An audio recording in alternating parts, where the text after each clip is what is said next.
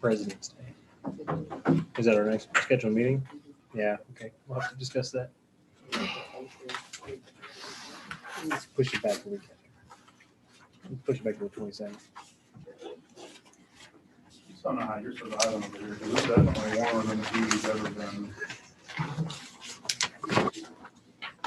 Hey, Jeff, can you hear us?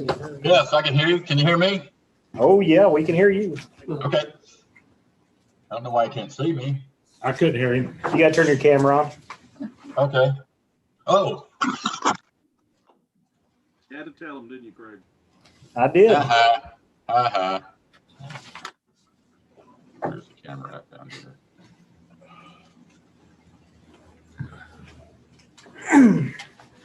There it Do is. you know if Randy's coming? No? Okay. Who's chiming in on what? Jeff and Nicoletti regarding the variance. You want to call us to order, and then you'll read the disclaimer? All right. Call this meeting of the P and Z board open at 6:01.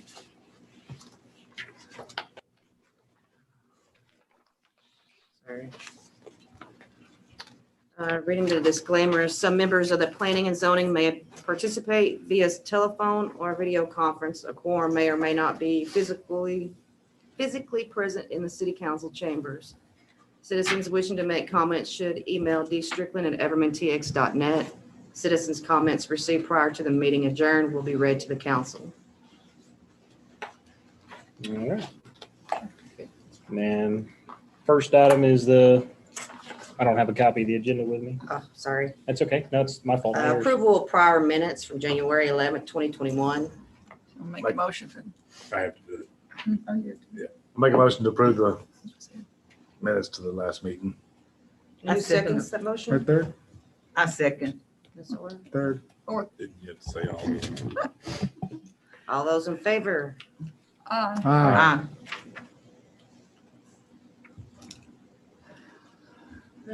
Discussion items number 3A, discussion and consideration of motion to approve and recommend a request for Kyle Kirkland for a variance to residential sites lots from 50 by 120 to 40 by 110 feet of lot size, front and rear yard setbacks 25 to 20 foot for 34.7692 acres located in the Shelby County School Land Survey abstract number 1375, Tarrant County, Texas, described as tract 1 conveyed to the Legends of Hannah Ranch Ltd.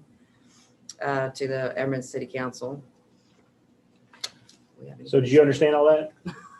They won't Okay. cut the side of That's a little quick. So actually, that's why Mr. Nicoletti and Mr. Reed are both here, and we'll let Mike kind of explain what the variance means and what's happening and why this is coming before you guys tonight. So Mike, you want to chime in on that? Academy developers out of Houston bought the 34-acre tract there on Hannah Ranch. Your mic is real soft. Hear me now? Turn up a little bit. There you go. Let me get closer. But they bought a 34-acre tract there on Roy C. Brooks, the Hannah Ranch property.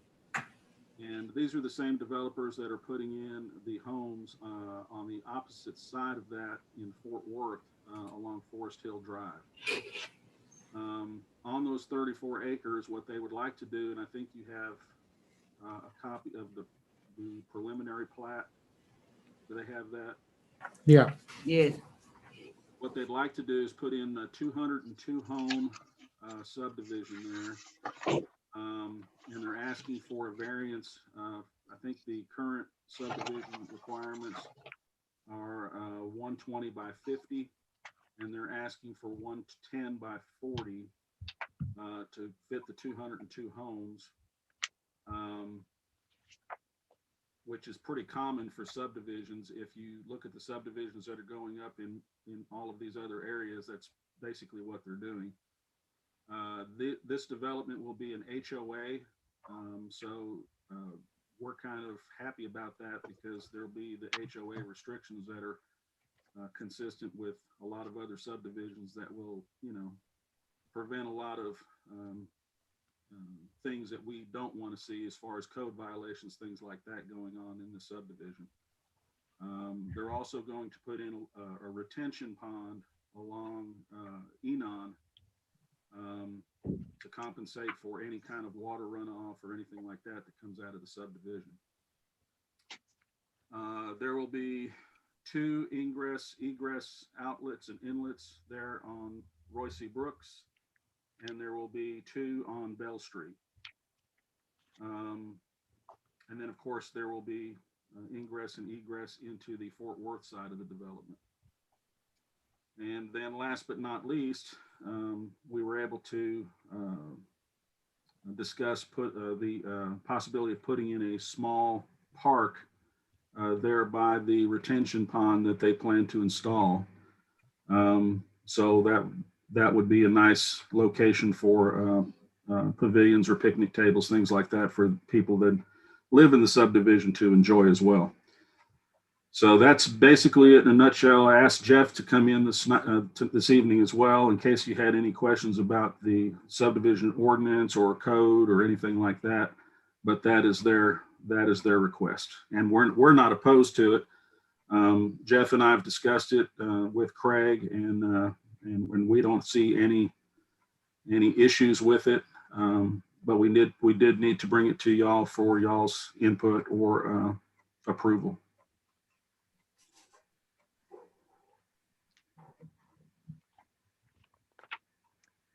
Are they gonna do a floodplain analysis, or is it gonna be the same one that we requested before? So are you talking about the effects on the floodplain? Yeah, Yes, all that's required with the development. okay, They have to show no adverse effects in the floodplain. Which here, they're not going to be able to. I mean, they're not going to show any adverse effect. They're bumped up right against the floodplain. So they're not going to be able to build any closer than where they already are. They're not going to affect the floodplain where they're building. They're not adding any more water to it than what's already there. okay, And to let y'all know too, with flood issues that we've had in other areas of town, we're all on top of this as far as any potential water runoff. And we've already gotten our city engineer involved in it. He's already looked at the preliminary plat, and will stay involved with us as well. But we're staying on top of this pretty diligently, because we want to make sure that no one suffers any type of flooding issues, with a 202 home development coming in. So, and the developers have been very good about working with us as well. They want to make sure that there are no issues as badly as we do. So they've been a good group to work with so far.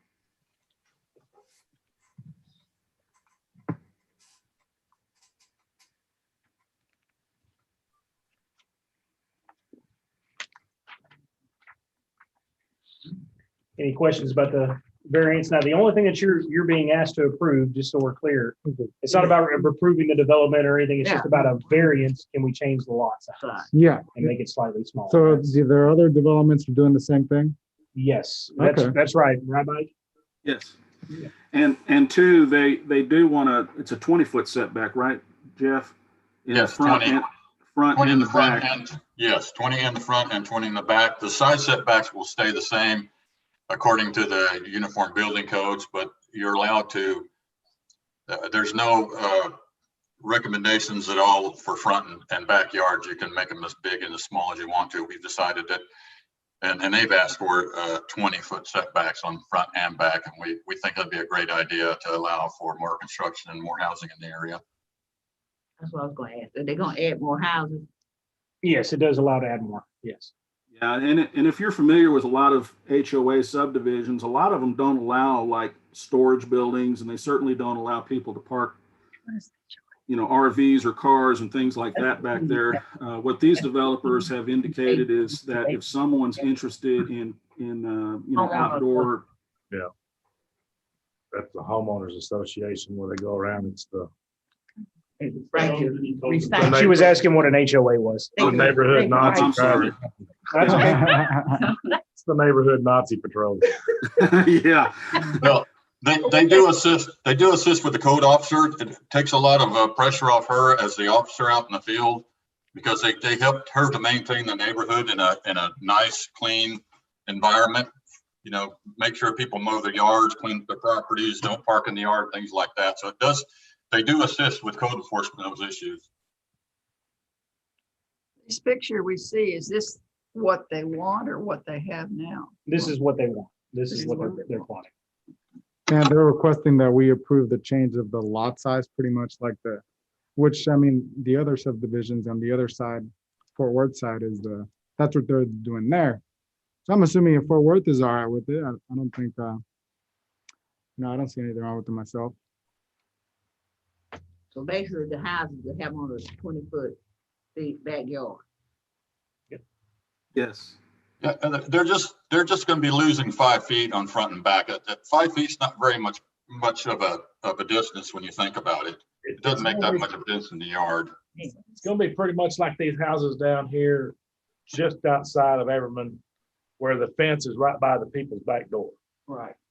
They wanna It's gonna be live like a lot of the new developments that you're seeing popping up around here. Yeah. Lowell Crest neighborhood's very similar. Right. The neighborhood they just built over here, all this subdivision that they're doing down south of Shelby Road is gonna be just like this, very similar development style, close proximity houses. It make the cost a little less for the person. No. I don't know that it No. affects the cost so much. It'll just allow them to fit it all in there. Yeah, these homes are,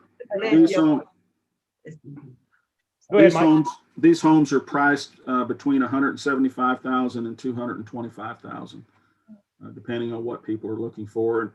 And that's what I started to say earlier is a lot of homeowners associations, they don't allow storage sheds and things like that in the backyards anyway. They certainly don't allow you to park RVs and cars in your backyard. But what this developer has indicated is if people wanted a nice outdoor patio or a covered patio or sunroom or something like that, that would be something that they could add on to the home, when they're building the house. So there are add-ons that people can look at and pay for if they want to do that when they're having their home built. Another good thing is for every 4 houses he builds, he gets 1 lot free. I mean, after you do, if we're giving him 40 instead of 50, for every 4 houses, he gets 1 lot free. Yeah. So that's gonna mean more revenue for us in taxes, so. Well, let me also add to why this development's important to us. As we look at our demographics within Everman, we are a high rate of rental versus ownership. Having an HOA style community come in is going to help people purchase and be owners rather than renters. So that's going to help influence and improve Everman altogether by having more owners rather than renters moving into our city. I'm sorry, I'm just not used to the thinking this other direction.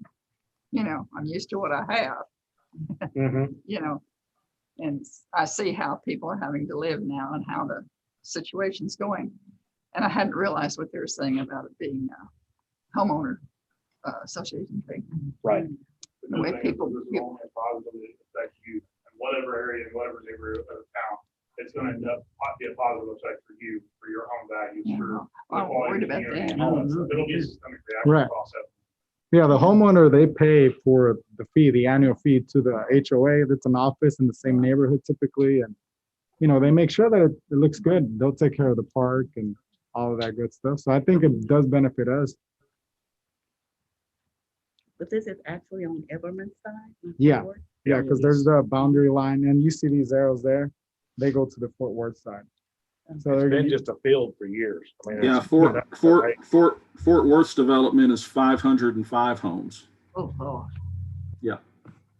So overall, this is going to be a massive development. It's over 700 homes between the two. how much property is Everman's beyond this? Do you know where, It's not, there's none beyond that. It's not. do you know where Thompson Street is? Back there at the back of the, that development there? It's gonna just run right along that line of houses.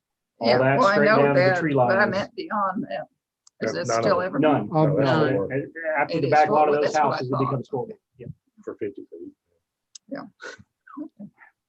Well, except along Enon, if you go down Enon, there's another 59 acres from Roy C. Brooks. Well, actually, yeah, from this 34 acre tract all the way down toward Tacos Oasis down there. So they own all of that property too. I say they own, Gray Realty owns it. The ones that's the brokers that sold this 34 acre tract to these Houston developers. So they still own a 59 acre tract there along Enon. Showing you right there. Yeah, the Yeah, line, no, the I'm line trying pretty to much see. comes down here. This Yeah. is, you can kind of almost see it, how it's carved in here.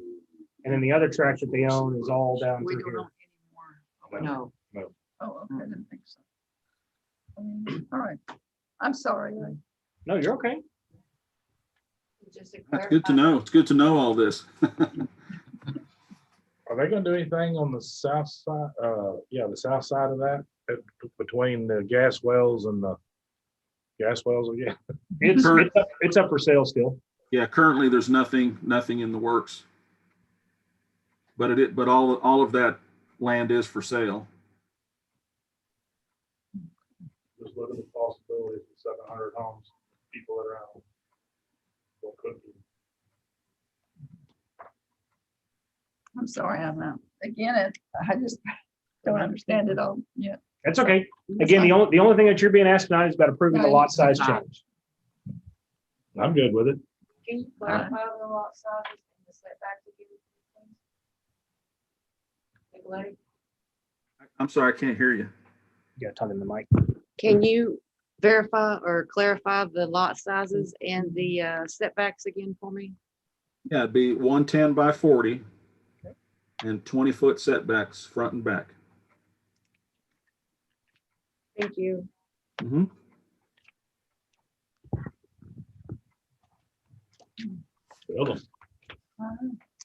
So do we, So we Need a- approve? Need a motion second and Yeah. then vote. I make a motion, we approve of the request for variance? request for variance As read is fine. as read. Anybody like to second that? I second. All those in favor? Aye. Aye. I think Ray's the only one opposed.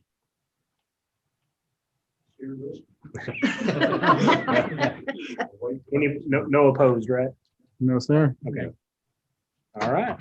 Okay, well, thank you all. Thank you, Jeff. You're leaving us now? Thank you, Mike. Yes, I stand again, all right. I'm always around if you need me. Good to see y'all. All right, see ya. Bye, everybody. Goodbye, everyone. Goodbye. Thanks, Mike. Yes, sir.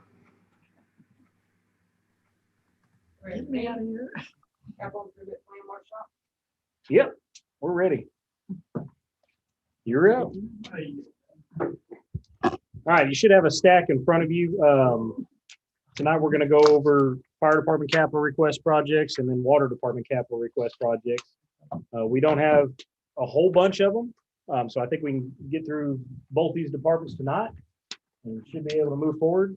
Landon is our assistant fire chief.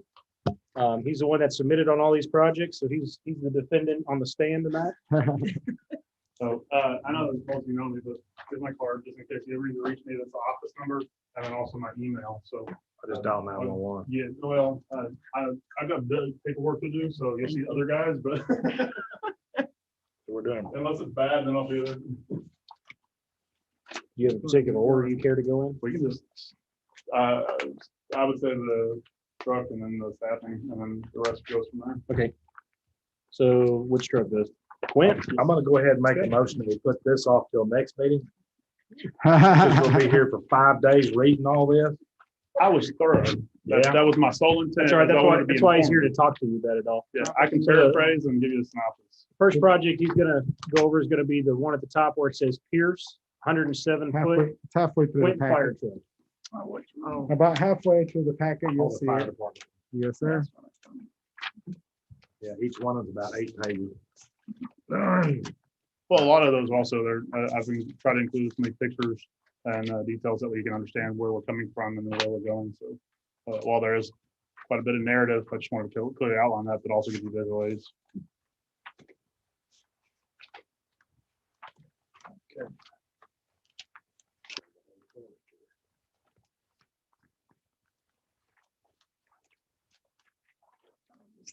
Fire truck? Yes, the Yeah. Pierce 107-foot Quint fire. All right, Landon, it's all yours. All right. Can I have one of them? Is it good? Oh, yeah. Yeah, I don't have one of them. Got one. Sure. All right, so as you see, I did this, actually was the first one that I submitted when we started to develop the CIP. To me, this is our biggest priority at the moment. Currently, we've got a 2007 Spartan fire engine. It's got 750 gallons of water. Those who listened to the council meetings last year, they knew that we had to spend a pretty penny to get it rebuilt because traditionally, per industry standard for national fire protection, it's 10-year front line, and then it goes to 10 years in reserve. So we're creeping up on the 20 years needs to be decommissioned for a truck. So not only does it hurt our ISO, but also it hurts our preventative maintenance and so forth and so on. So the decision was made, we do need to develop a plan to get a new truck, and I think that a large priority. We at first went down the avenue of let's look at a replacement engine. And then as you just discussed with Nicoletti, we have a lot of development coming in. We have large development. We have ever-changing development, which is completely opposite of what our community is when it comes to how close it is, how tall it is, and how fast we have to operate as a fire department when it comes to life safety and property conservation. As you just approved, these lot lines are going to be a lot closer because they're stretching them out, but pushing them together with narrower homes. I don't know if any of you are familiar with, they had a big incident years back in Frisco where, because they weren't on top of it, they didn't have their strategic tactical mode going where they knew what they needed to do and stop the fire progression. It burned 8 homes down. This is part of the reason why. What we've elected after we went out and looked at not only the fire trucks, the fire engines, but also the trucks with the aerials, anywhere between a 75-foot aerial all the way up to a 107-foot aerial, which is what you've got in front of you. We got bids, kind of spec prices from all of the different major manufacturers, including the brand that we have now. And Pierce was by far the absolute best value. Shockingly, was a lot cheaper, more inexpensive, more cost-effective for the value that we're getting in the truck. Between the resale value, the capabilities of the apparatus, and the maneuverability of this apparatus, having only about 6 foot longer than the current engine that we've got now, which for us, we worry because I don't want guys running into something when they take a corner, right? So if we got something that's substantially longer, like a tandem axle, traditional 107-foot aerial, I would be worried that it wouldn't make it down some of our streets. The dimensions of this thing are very, very similar to our engine. The capabilities are far outreaching of what our engine can do. For instance, the industrial complexes that is under development. The walls from floor to ceiling, just on the interior, is about 32 to 35 foot, including the parapet wall, which is the faux wall that goes above that we would have to reach if there was a fire or rescue at any situation. We're looking at about 40 foot. Us as a fire department, our role is a collapse zones of 1.5 times the height. So if you've got a 40-foot wall, that means that I can't park that truck any closer than the 1.5 times the height. So now that's completely interfered with any kind of fire operations, any kind of rescue operations.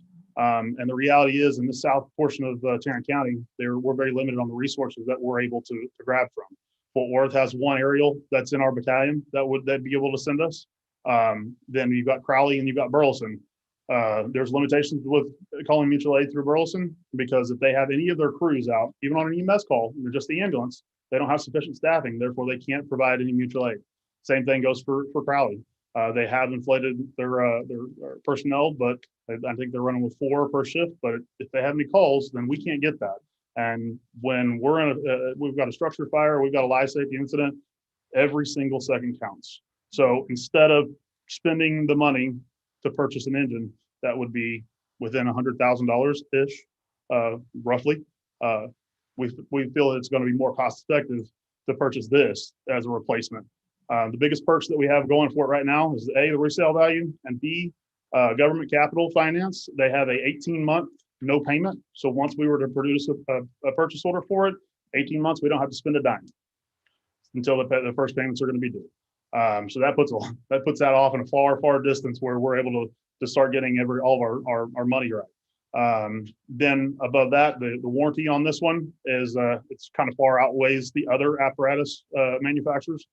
So the preventative maintenance that we're eating with the Spartan truck we have right now, it actually would help our preventative maintenance costs and lowering them, because it would all be built into the cost of the truck for the first 3 to 5 years.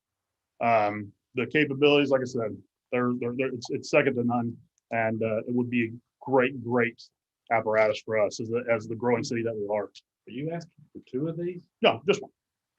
There's 2 in it. There's 2 packets. One's a typo. The first one that I submitted didn't have any pictures. If you flip through, there's one that's got the attachments, and one it didn't get I attached. looked at the cost and I started saying, okay, you can pick one. Well, I appreciate that vote of confidence there. Yeah. So I've been in the fire service for almost 20 years now. I've been on an engine, I've been on a truck, I've been on the rescues, I've been on every different piece of apparatus, and had the pleasure of driving them and saving lives from them. And I can tell you how key a piece of apparatus like this is going to be for us. And as we've grown as a department and as a city just over the last few years, the word has got out about the name that we were building back to. We went through a little bit of a slow spot, and we're right back to where we left off with that rival name. And I want to be able to provide the best resources for not only mutual aid but for our city, so that they know that we're capable of handling anything that's thrown at us. When you say aerial, you're talking about the truck? Yes, ma'am. So there's so there's multiple different jargon, I guess, say industry jargon. So you got a Quint. Quint it's got a fire pump, meaning it's capable of flowing the water. It's got a water tank. So it's got all the exact same attributes that our fire engine has now, but it's got both the capabilities to be a ladder truck and a fire engine all at the same time. So we call it a Quint. I get stuck in the truck mode because anything that's over a 75 foot to me, I always call it truck. So because there's nothing bigger, there's no taller ladder that we're going to be able to purchase than this. So this gives us the most capabilities to reach the furthest. So, one of these homes, God forbid, in that new housing residential district, if they do catch fire, and most of them are probably going to be, just based on the dimensions, they're probably going to be 2-story. Well, then we call that going defensive on a fire if the fire is going through the roof. My main goal is property conservation and making sure that the neighbors' houses don't catch on fire. If I had went on that today with our engine, I wouldn't have the capabilities of getting water above the fire to start extinguishing it so it doesn't get in contact with the neighboring home. With this, I can within 60 seconds. It's got a nozzle on the front. In other words, they can run that boom up and aim that nozzle. They can steer that nozzle to wherever they need it to be, instead of sending somebody up on the roof to chop a hole in it and stick a fire hose down through there. That's how they. And we gauge how capable it is by gallons per minute. The nozzle that is on the tip of the aerial device, it's capable of flowing 1,000 gallons per minute, which are typical hand lines. The hoses that we take in the front door are anywhere between 150, 250 gallons per minute. So we're getting about 4 times the amount of water out of the top. That's why we're able to change the direction of a fire so quickly with an apparatus like this. How destructive it can be. And you said how much water you got now in the one we have compared to the one you want? The one we have now has 750 gallon tank. This one has a 400 gallon tank. I know that sounds like a drastic difference, but I was so fortunate to be promoted to this position a few years ago, and the guys have learned how I am. And I've got certain rules that they know that either they need to catch their own hydrant when they come in if there's certain conditions, or and bring their own water with our big hoses, or they'll go straight to the scene. But you can do a lot of firefighting with 400 gallons. So I can tell you that I can't think of a single time in my career that I've been on a house fire where I've ran out of water before we got water. So. Guess we're getting more up to code or something with our fire hydrants. Yes, our water system's improving, which these two go hand in hand. And I think that one of my biggest goals over the next few years is going to be focusing on our ISO. I don't know if any of y'all are familiar with ISO, but it's basically the insurance company's rating on our capabilities to provide protection to the community. Now this couples with dispatch and you know, our 911 systems in general, but it's heavily focused on the fire department's capabilities. They have for staffing, they have it for your apparatus, they have it for your water flow systems, they have it for our training and all of those things, which we have been actively working on for the last 2 years. We've got computer systems that track our training. We became a certified fire department with Texas Commission on Fire Protection, like every other career department. I could go down a list of probably 30 things that we've improved that will be a huge improvement on our ISO rating. But I can promise you on the big packet of the ISO scoring, this aerial device is actually the highest scored portion. I have been getting calls. I don't know if it doesn't say it on my card. I've been ordained as the fire marshal as well. And I've been getting a number of calls from our insurance agents over the past probably 2 months because they're giving quotes to people for their homeowners insurance. And I've asked each one with each different agency, whether it's Farmers, Allstates, whatever it may be. Okay, this is what currently we're at an ISO 4, which is about middle of the road. The scores range from 1 to 10, 10 being the worst. I can't think of any 10s. Even places with a volunteer fire company that's 30 miles away, they don't get a 10. So we're about middle of the road. The improvements that we'll get with improving our score, going from a 4 to a 2, will say the average homeowner anywhere between $300 and $500 a year on their homeowner's premium. So the savings go directly to the citizen. Right now, I got to find out where I'm going to spend that money. I think we need it. And I promise you, I know I'm being long-winded on this one, but most of my stuff. He knows goes this was his back- biggest battle. No. Yeah. Pretty much. I mean, this is the most expensive one, but That's like I what said, we have now. The truck they're showing, that's what we have now. yes, ma'am.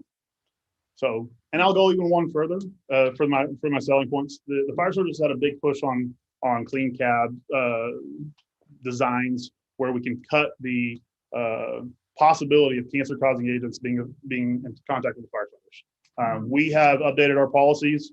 Actually, I got a kudos from our compliance officer from the commission when he did our inspection that we had, said that we had one of the most up-to-date and the most aggressive policies when it comes to our bunker gear, the decon process that we do to help prevent that.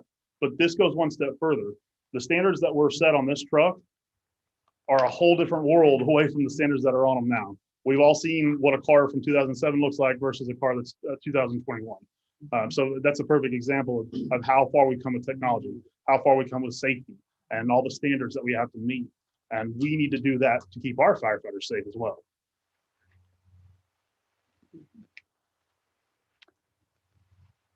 I would say urgent, to be honest, just because, I mean, if you can save a life, you can't put a price on that, right? Well, if we're gonna progress with new buildings and new this and new that. I said urgent. With the new housing, most of them will be probably 2 stories. You need it.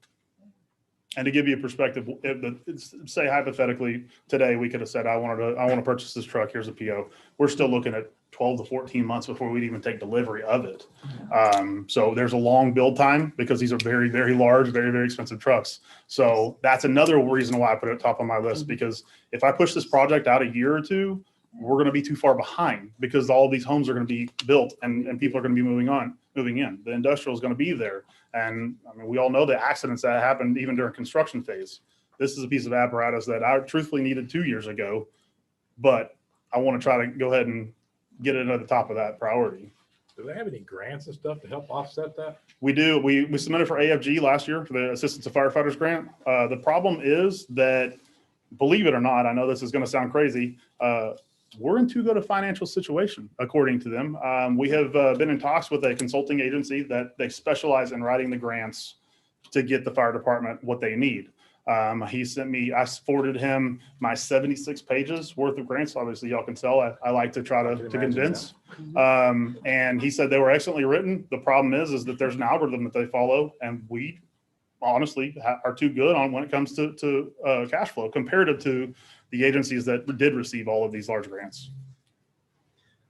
So, but we're going to keep trying every year, I can promise you. With the new housing, with that help? on getting the grant with the new housing additions coming in? Mhm. Would that help with the grant? It shows more of a need. It does. It shows the necessity. I don't know if it would help out with that algorithm though, because not only is it going to show more of a need, it's also going to show more of a revenue too. That too. Oh, yeah. Because Property you're probably taxes. gonna, city will be increasing their Revenue, yeah. property tax revenue and water revenue as well. So I don't know that it'll necessarily help with the algorithm for the grant. But we'll try to with the help of the consultant. We'll try to. So urgent it is? Yeah. Are we gonna do each one of these individually or, I think that truck, yeah. They'll go much quicker after this one, I promise. well, because I can tell you that this next one, I for one, I go ahead and tell you already, urgent on the breathing apparatuses. Oh, yeah. I read Let's that. see, we, Not the old days. I've already been through that, so. So would you keep the old truck as a backup? or- No, ma'am. So we would be trading that in so that we could get the most value. And that's where we came across. That was the first phase of judging what apparatus manufacturer we want. There's E1, there's Spartan, there's Pierce, there's Rosenbauer. There's a plethora of different ones. And I had every salesman knocking on our door going, I want to bring you one to drive. I want you to see what we've got. And exploring that, we also explored selling ours. So we started to see all the resale values because, as I stated before, it's a 10-year frontline service, 20 years in reserve.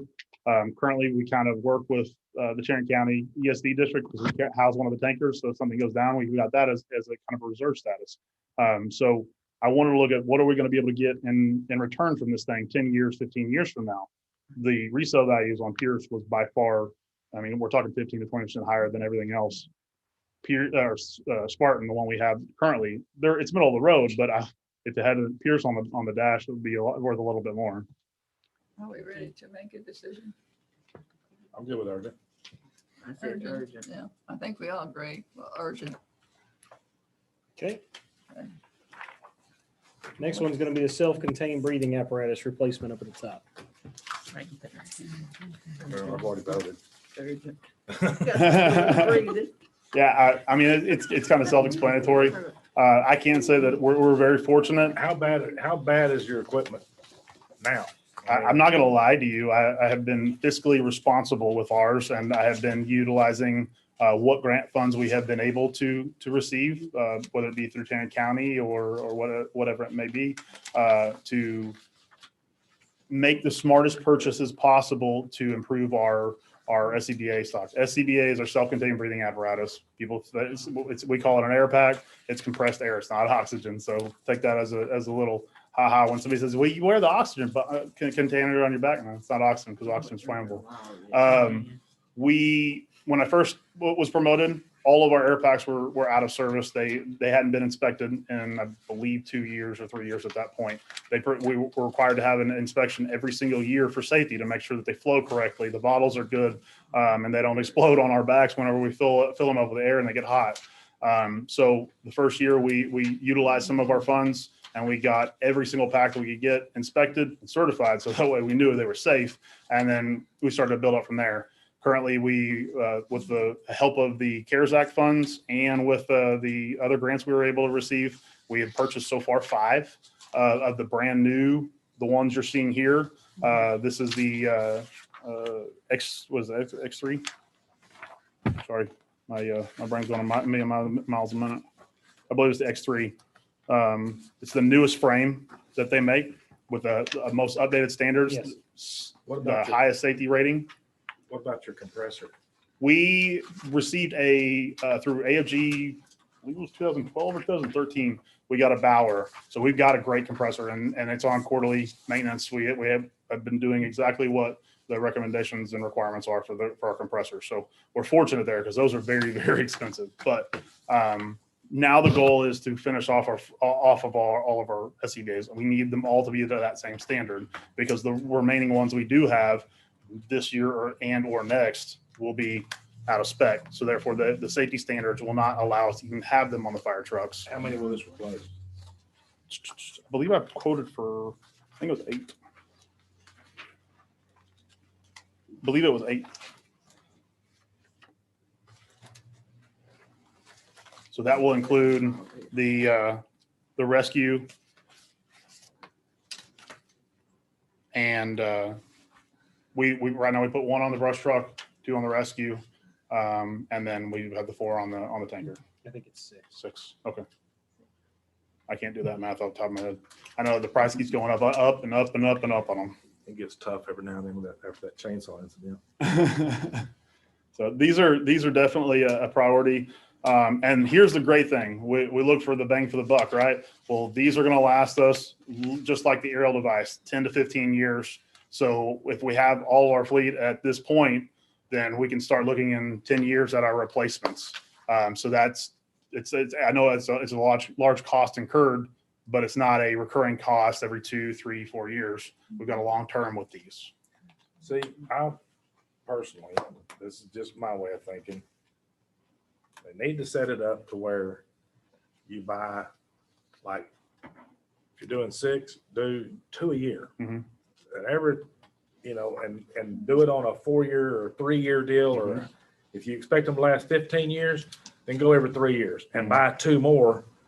And then, that way you've got 2 extra, and then you'll always have 2 extra after that. Right. If you replace 2 every 3 years, you're always got new ones. That's the rotational plan we're trying to get set up on. We got to get caught up. I know. We gotta replace the ones that that are are mad outdated. about this is if all this would have just been thought out in the beginning and it maintained and kept up, Yes. all this stuff would be nice all the time, and we wouldn't be paying a $40,000 deal and everybody going, oh, where are we going to get the money? Well, it'd only been $2,000. You're right. It could have been a whole lot easier. That's completely right. And that is a plan at 10 years is to start a rotation program, to start pulling them out of service or dropping them down to the less frequently used apparatus. And we transfer them off to the trucks that we're not going to be held accountable to, I guess you could say, because when the commission comes in and audits us, they want to see the air packs on all the trucks and check the dates and make sure the operation's good on them. And if we're not in compliance, we can get fined. But luckily, they don't really go on the brush trucks and rescues because those are not considered fire engines, so they're not going to go pull those off. I'll go with urgent still. I say all urgent. You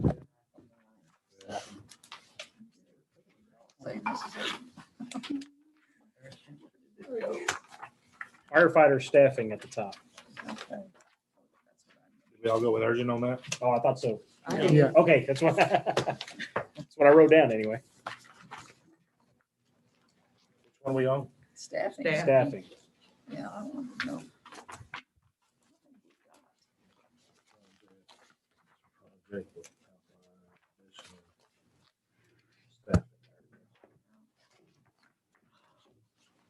All right. As we spoke about ISO, as we spoke about the life safety issues, all of those things, this is where the rubber meets the road per se. I can have all the most awesome toys in the world. I can have the greatest trucks and I can have the greatest gear. But if I don't have the able-bodied individuals that are trained, certified, and ready to go and capable of what we require, it does nothing for anybody. Currently, our staffing is we have 6 full-time one firefighter EMT, an officer per shift, and 1 firefighter paramedic. Those are the 2 full-time personnel that we have. And then we augment that, supplement that with the compensated plan that was approved by city council and the year before last budget. How that works is I pay them per 12-hour rotation, 12-hour shift. They can work 24s like any other firefighter, but they just get a stipend pay anywhere between $25 to $45. It's been a struggle to keep personnel in those seats because even to an 18-year-old, 45, even at best $45, it's hard to say, hey, come up here. Even though I'm going to give them a free education, I'm going to get them a fire certification and their ECA certification. It's hard. So, yes, ma'am. Say again, just exactly what staff you have now. I have 2 full-time per shift, Full-time. one of them being a firefighter EMT and a firefighter paramedic. They're staffed primarily on Medic 19. Our goal is to make sure that all medical needs for the city are met first and foremost. So I always have a paramedic ready to go on that apparatus. Now, if we were to catch a fire that was in city, we kind of have a shadow system because everything's going on that call anyways. And so they're going to be going as well. Depending on what staffing I have as well depends on what truck's going to be going because if I have a personnel that's not able to drive the fire engine, well, then they're going to have to wait for Chief Spencer and myself or whomever to get there to get it down the road. Because I'm so limited with my staffing, we have made great advancements in getting our guys through getting their Class B license so they can legally drive the fire engine, and getting a number of our guys their commission certification to be a driver operator. So those occurrences are dwindling. The problem is the occurrences of not having a shift filled with 4 personnel is definitely rearing its ugly head. Does this mean that I would like to get rid of those compensated 2 positions? Heavens no. I think those are probably the greatest positions in the world. Those guys have the biggest heart. I mean, anybody you ask to work for $45 for 12 hours to do the kind of work that we're doing, they've got to be the greatest person, right? So I don't want those going anywhere, but I want to add to them. I want to be able to give these guys a rotation. Currently, whoever's the firefighter paramedic on the ambulance, they don't get off of the ambulance. They're adding that every single shift. We work 24 hours on and 48 hours off. So unless there's an instance where we're all hopping on the engine once we get there, that they're always going to be that paramedic. So they do get worn out because our call volume is growing up exponentially. We did about 1,500 calls this year, which rivals pretty much every single career full-time department that we have around us.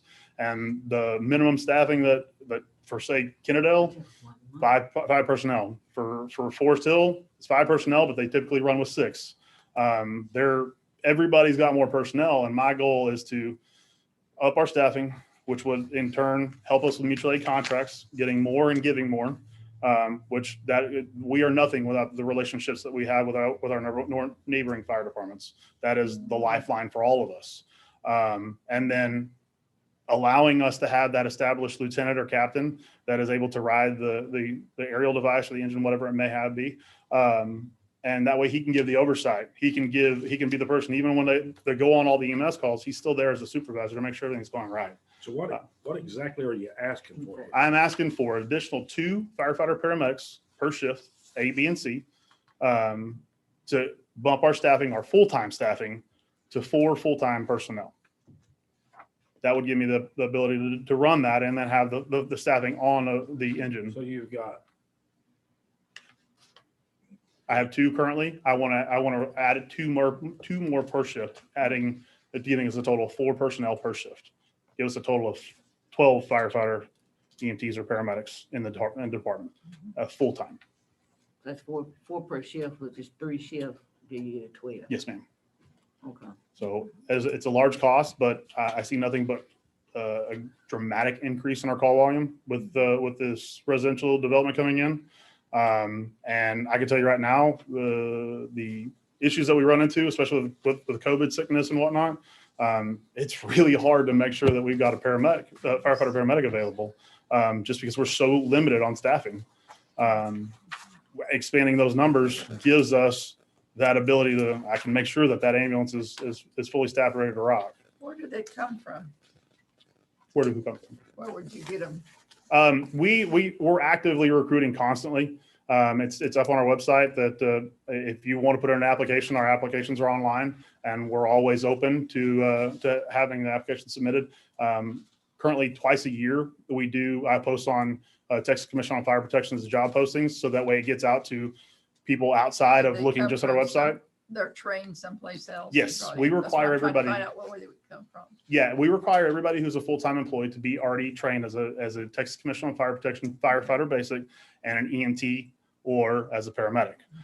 So when they come in the door, all they have to do is we have an FTO program. If they're a paramedic, they've got to go through a pretty rigorous FTO program with our medical director to get signed off. That way they can operate as a full-time paramedic on our ambulance, because we want to make sure that they know everything that our protocols allow.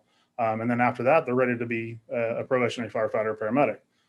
The issue is you run into not only the advertisement, but then you've got to do the hiring process. And then we've got that lengthy FTO process. So the candidates are out there. We just need to go seek them.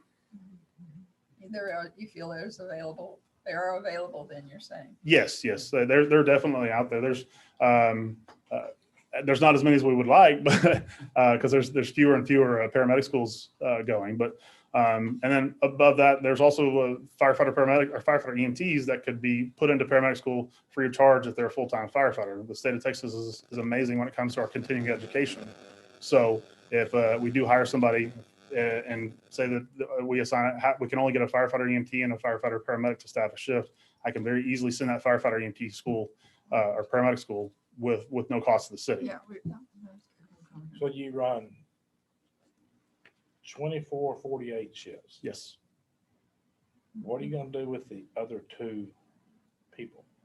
They will be augmented staffing so that we could, especially if we were to have an aerial device, I would love to be able to have 3 to 4 staffing on that aerial device so that when it does Yeah, get but called, what days are they gonna be there?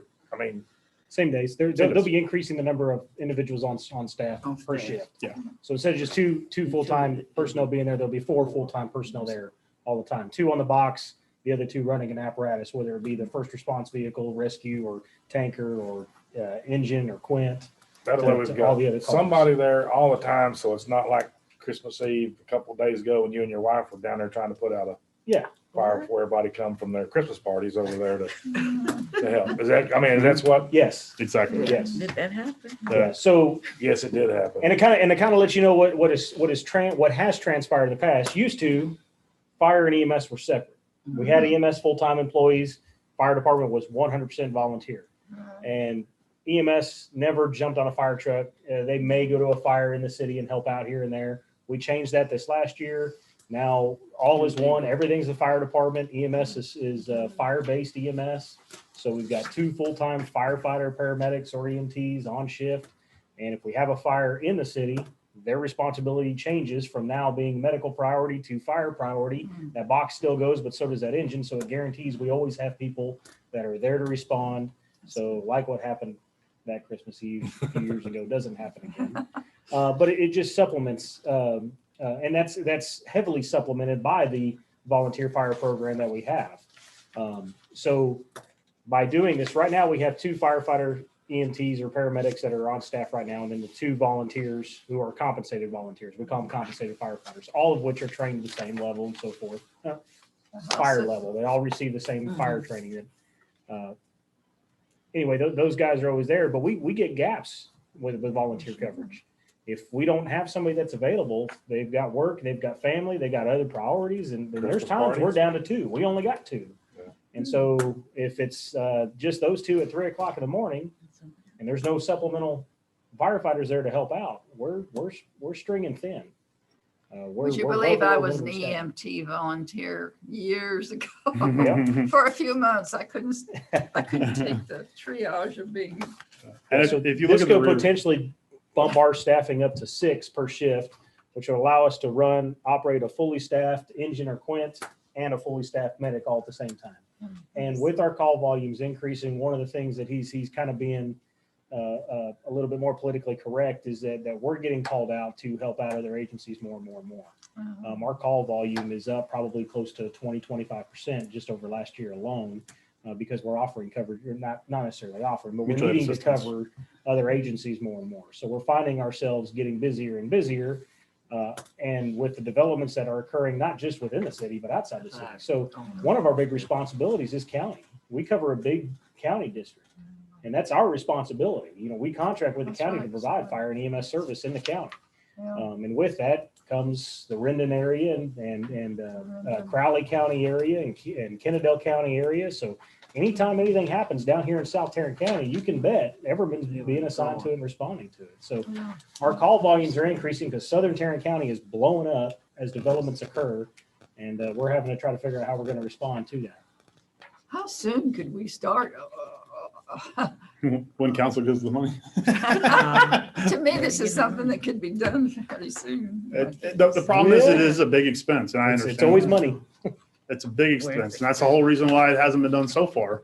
And we have been, the goal that the chief has and I have is being fiscally responsible, finding a way to stretch the dollar. And I think that's the best way we can be. But at a certain point, we can only stretch it so far. For instance, we're probably about 250 calls more this last year than Kennedale. I mean, to put it in perspective. So. Are y'all ready to? I say urgent. Urgent. Yeah, urgent. Okay. Oh, I marked the wrong one. MICU equipment replacement. One more after this and you're up. We just want to You give gotta do an it. urgent. I do, I'm just. This one's a pretty simple one. As I spoke to before, the grants that we receive, we try to make the dollars last, right? So we do receive a MICU, mobile intensive care unit grant from the county every 2 to 3 years to assist us with replacing an ambulance. This year, we did receive one. So I'm in talks with Professional Ambulance, who's the company that replaced the box on our current front out ambulance, first out ambulance, to replace the patient compartment of our reserve truck, which is actually our newest apparatus when it comes to ambulances. The issue that we run into is that the equipment that is stored in the back, the heart monitors, the stretcher that we carry into your house, the stair chair that we take if you have a 2-story home, which we're about to have a lot more of, if you're incapacitated, all of that equipment is aging and aging. And it goes back to exactly like you were saying. Unfortunately, being proactive hasn't been on the forefront of our agenda. And so now we're trying to play catch up and get us to a baseline and then start improving. Where we sit now is our cot. While it's a great, the stretcher that we carry in the ambulance, it's a great one. It's a Stryker. It's one of the top brands, but it's very, very old and antiquated. It's not even within the safety standards, the way that it's harnessed within the ambulance. So if we were to get in a collision, it met those standards, but if it goes into a new apparatus, we remount our other ambulance, it won't be to the safety standards. So we're going to have to replace that cot, that stretcher. We're going to have to replace the heart monitors because there are new ones coming out that have more technology and more advancements for us to be able to treat people with any kind of medical ailment.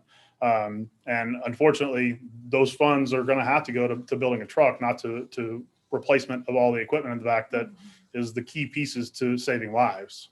So the equipment's not cheap. We're looking at replacement of the cot, of the monitor, the stair chair. And I provided pictures of those as well in there. So you're covering both of these in one?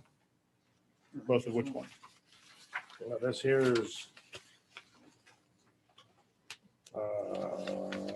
probably just an inoperable current, outdated, some inoperable rescue equipment, stuff like that. That's the second one. Well, that's rescue equipment. Yeah, that's a separate one. This is one that's titled. This is the one that just shows a picture of the stretcher, right? Yes, it's the MICU equipment replacement. Is what it's titled as. Yeah. So it would just be for the stretcher, the monitor, and for the stair chair, which are all very expensive pieces of equipment. You don't figure. But I think one of the biggest selling points for replacement of the cot is for the stretcher is we're trying to prevent injuries to the firefighters. And the reality is the general population isn't getting skinnier and thinner and lighter in weight. So it's really, really hard when we go back to the staffing. If we've only got 2 people there with somebody who's unconscious and can't lift their own weight, the stretcher that the guys have all chose as a collective mass that they would like to replace it with is one that's probably one of the most versatile ones on the market that will be a huge help to preventing any kind of back injuries. It loads itself into the ambulance with a push of a button. Takes pretty much as soon as they can get them onto the stretcher, it takes all the load off our firefighters. And the biggest point is the stretcher we have now no longer has a service kit available. So if it does break, we're going to be in a very big pickle. But so far, so good. So. We should do like we did last time, just you, Just everyone. get rubber stamped, just urgent. I delivered a baby on the Replacement? old Now we got the brush ambulance. truck thing? You did. All right, last one is firefighter protective PPE replacement. Voluntary PPE equipment, personal protective equipment.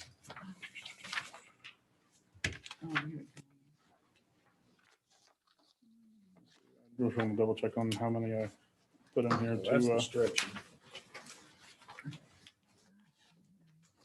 Okay, so What'd you say? are you not gonna do the Jaws of Life thing? No, we're gonna skip over that one. Yeah, we're just good. Oh, I have been utilizing funds that we have received from other places that trying to pull that one off of a capital purchase. All right. So the last one I'm going to do is our bunker gear. That's what we call it, or personal protective equipment. That's been a hot button word as of the last year through COVID. firefighters can't fight house fires without the appropriate PPE. The only limitation that we run into with our bunker gear is that unlike everything else that does have a little bit longer than 10 years and may have a 15-year lifespan, our bunker gear is at best a 10-year lifespan. And that's if it doesn't have any damage to it, wear and tear, exposure to chemical or biological or radiological materials. Every single year, we have to send all of our bunker gear off to a third-party inspector. They put it underneath the machines and make sure that it's going to be compliant. It's going to be protective for our firefighters. There are times when they've got into something or got into too hot of a house fire or it's a few years too old and it may not pass. We have been lucky enough that the councils approved us the year before last to get a big purchase. This year, I utilized a bunch of the county funds to purchase more sets of gear. This is to get us on the right track to, as he said, that get us to that starting point, and then we'll start a replacement program. It would be whatever year that we are able to put this in, we would finish off, I believe there was for 11 sets, to get everything we've got to the standard that we need. And then we will start rationing that down to doing the 2 sets. And then at the 5-year mark, all of the PPE that we purchased last year, we would replace the second set. There's an industry standard now that's probably going to be pushed out through the NFPA. It goes back to the cancer causing stuff, where they want all full-time firefighters to have a second set of bunker gear. While it's a huge expense, it's also a huge expense to lose a firefighter to cancer, right? So if I can give them a second set of bunker gear, and that helps us along the way, because now I've got an additional set that if need be, I can allocate to another person if it fits them. Because once we get back from a fire, instead of putting that bunker gear back on the floor and wearing it for the rest of the shift and waiting till the next morning to clean it, they can go to the closet, go get their clean gear that has no cancer causing agents on it and put that on and go ahead and start washing their gear. So that would be one of the big steps that would get us to a higher level of stock when it comes to PPE. And the biggest problem that we run into is no 2 people are fit the same. So when with all these changes, it's going to help me invest in all of our firefighters, and therefore the retention is going to go up. So when I do buy them this $3,000 and $4,000 set of PPE, they feel like it's Christmas. So that is one more boost to help retention with these guys, to get them the newest and best gear. So I don't have to worry about every single time somebody will quit or go somewhere else, and then I got to buy a whole new set of gear to fit somebody else. Because if they're riding the big red truck, they've got to have the nice shiny fire gear. That's just the nature of the beast. So we're getting to a lot better place, but we still have a long way to go on getting all of our supply into the standard, into the spec, and having the little bit of buffer that we need in order to make sure that we can sustain.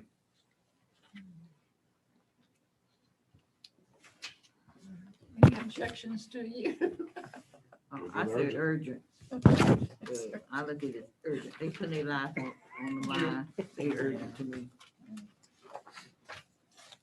So when a person leaves, do they turn their gear back in? Or Everything. Actually, when they sign a contract, the day that they come on the department, they have to sign a contract with me in front of me so that I know that somebody didn't scribble their name. It says that this is all the things that I have been given that are department property, whether it be a t-shirt, a hat, a book, your bunker gear, and with all the serial numbers of that bunker gear, it's listed on that. I put it in their personnel file, and the day that they leave, hopefully they don't, but when they do, I pull that out and they'll go do a checklist and make sure everything gets turned back in. We were very fortunate.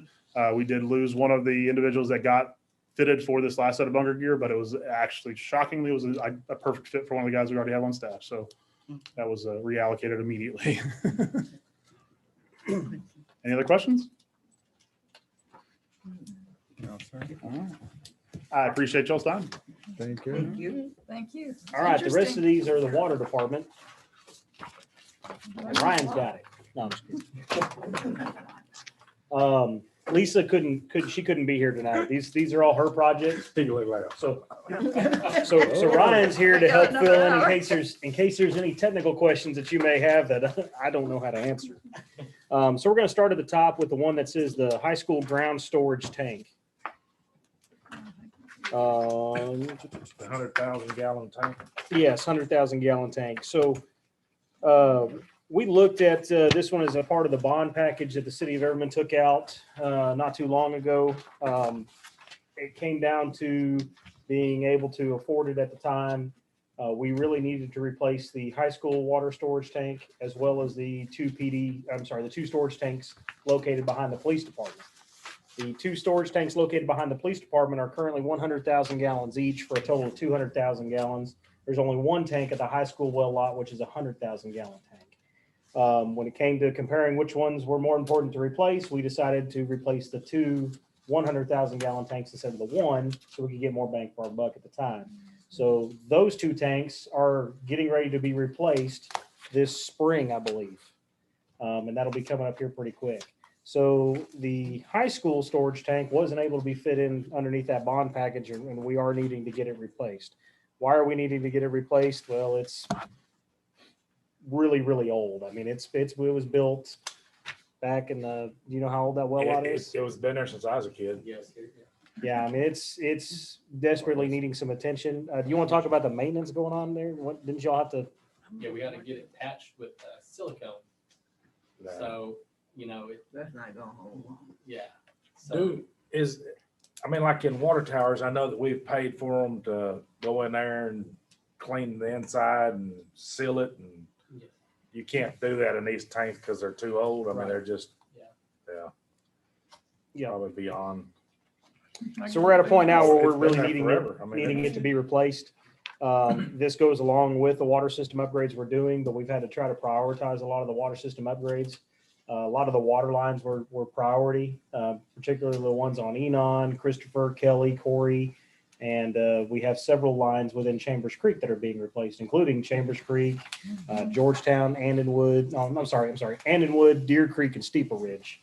All three of those roads going that way, and then Chambers Creek are all getting new water lines this next year. We've probably got about, what do you think, 5-6 miles maybe of line Oh, yeah. that's getting ready to go in this next year. Good. So we've got a lot of water line going in this year.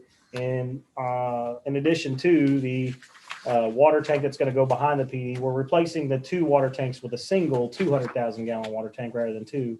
And we're getting a new well site over there off Columbine to help boost the pressure and increase the capability of our water system. I'm good with urgent. So I mean, it's our any water. questions? Yes. I didn't know we had storage water tank. I thought the water went through the pipe.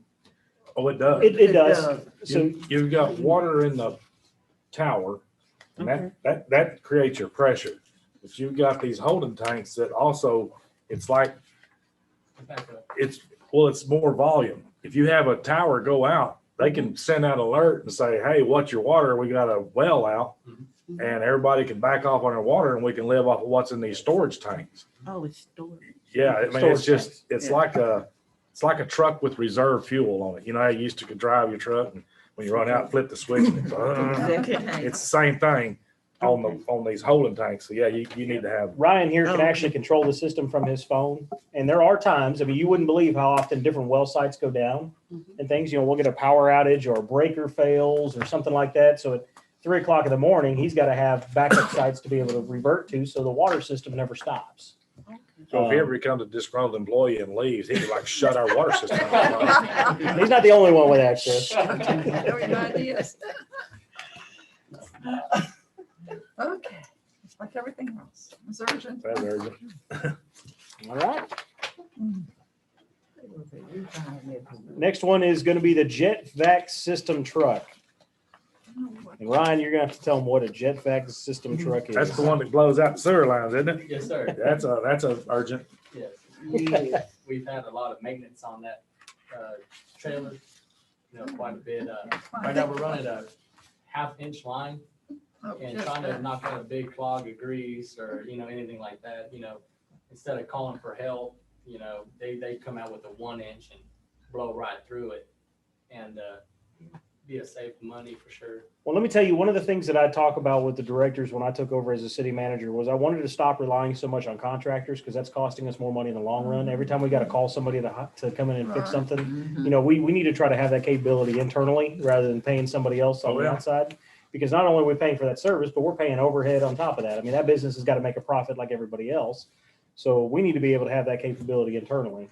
And that's where I think a lot of this is coming from, is being able to increase our capabilities and handling stuff ourselves. How often do we use that? Per month, twice per month. But when you need it, you need it. Oh, definitely. Yeah. Twice And a this month. one, I believe she put that it actually has a vacuum on it also, so it will get raw sewage out of the sewer line also. So what it does is if your sewer line stops up, you know, like if there's, I mean, just like in your house, you gotta have the plumber come out and railroad it. Mhm. This here has a jet on it that they run down through there and With a it pipeline.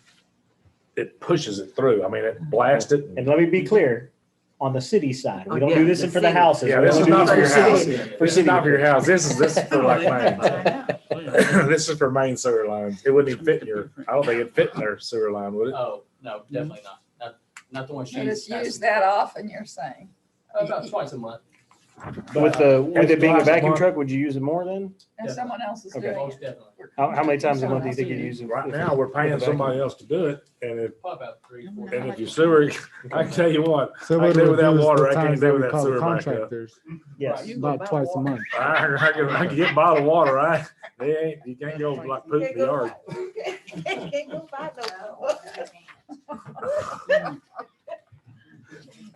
So, urgent. That's urgent. If they do it that often, yes. And it's just something like most of the other cities have on hand, like Fort Worth and different Yes. places. We've called out for work last year twice to come help us. And Okay. Sometimes they're nice, sometimes they're not so nice. yeah. When they get around to it, huh? Exactly. Just to kind of, the two water lines, we go ahead and, Water line this is replacement. replace rotted water lines on the Columbine Park subdivision and on the Bell, where it's gonna tie into the new deal there, because if they tie in with the new stuff, it's gonna blow out the old stuff.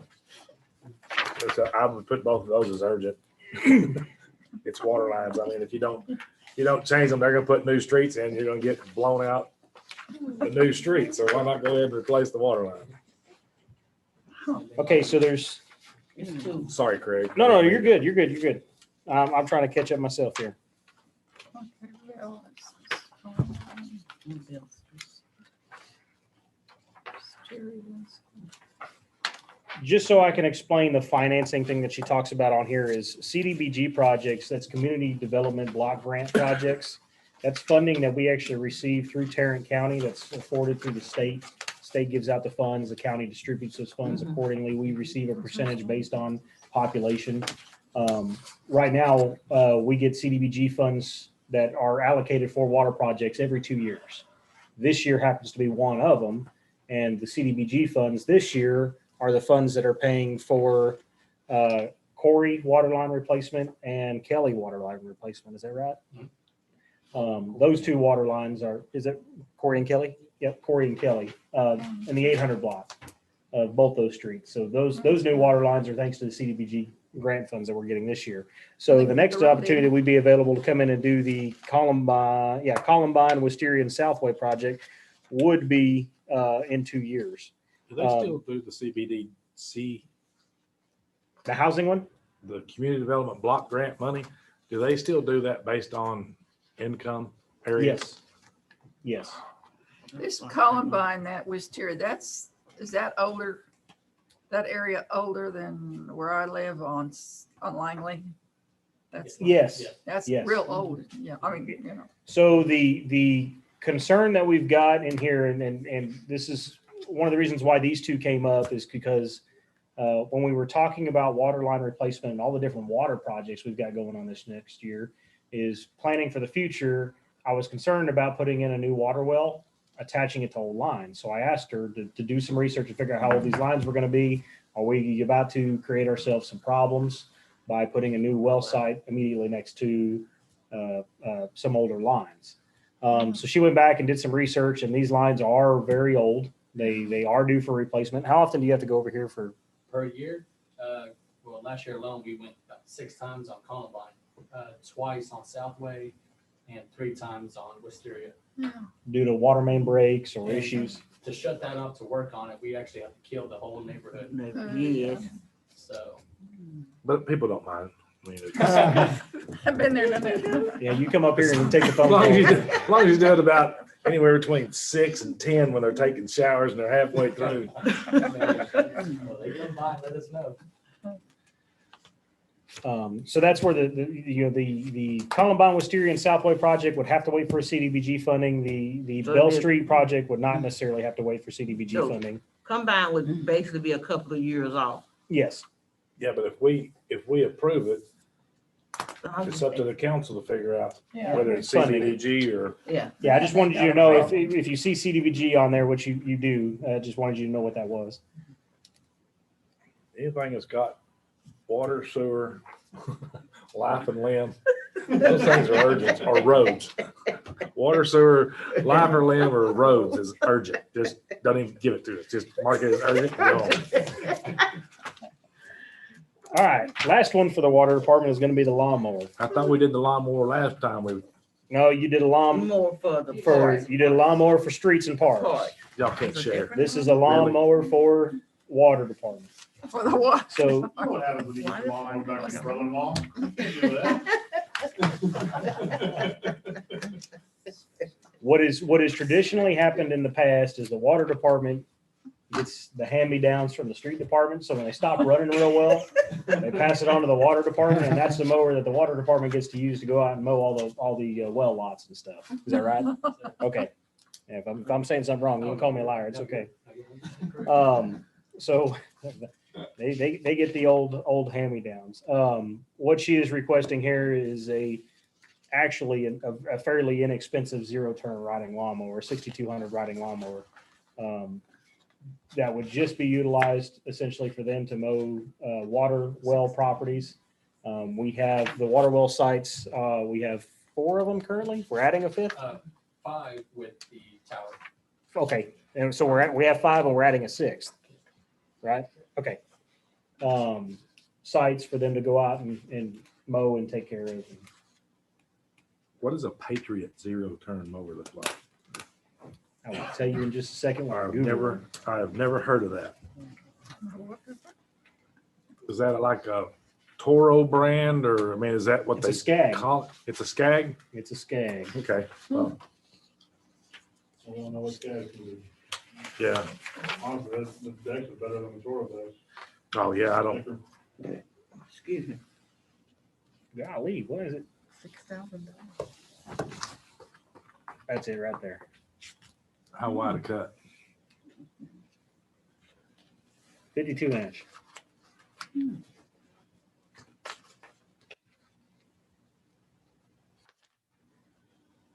If the other guys get all those other good mowers, and he can get some good mowers. Yeah, but I'm We don't, thinking, he didn't need one. I'm thinking you get a 60-inch. Well, no, because they gotta go through gates. Because they have to go through the gate. Yeah. How wide are your gates? You know? It's about 12 feet. No.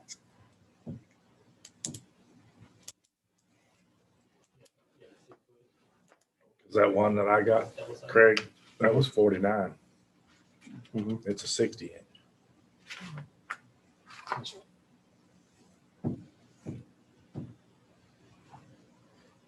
Them mowers are, Skags are, they're commercial, and they're tough.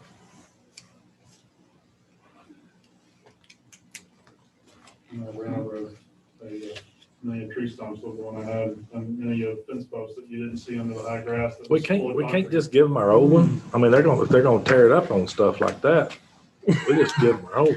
I will tell you the well lots overall are pretty well maintained. They don't usually run over stuff on the well lots. Yeah. That's the right of ways that that destroy the mowers. It's not that real property I used to know.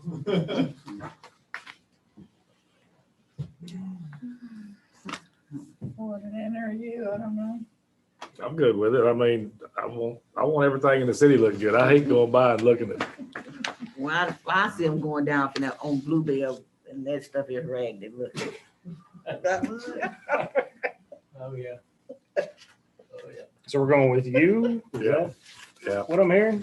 Sounds like Well, y'all are not making any of this easy on me. Beacons. As many U's as I've Council's got. gonna have fun. Well, would you rather have a desirable? It's desirable. What does desirable mean? We know you want it, but we're not gonna give it to you. Yeah, it's kind of hard. All right. Couple more quick things regarding the workshop. So last week, Jeff had mentioned to you the street life cycle that we're adopting. He talked about, how many years we work on the streets and what we do.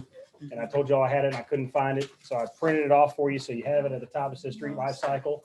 This just explains the maintenance program that we are about to implement on all of our streets. 7-year mark is our first seal coat over streets. And the 15-year mark is an asphalt overlay. The 22-year mark is an asphalt overlay. And then the 30-year mark is a full depth reconstruction.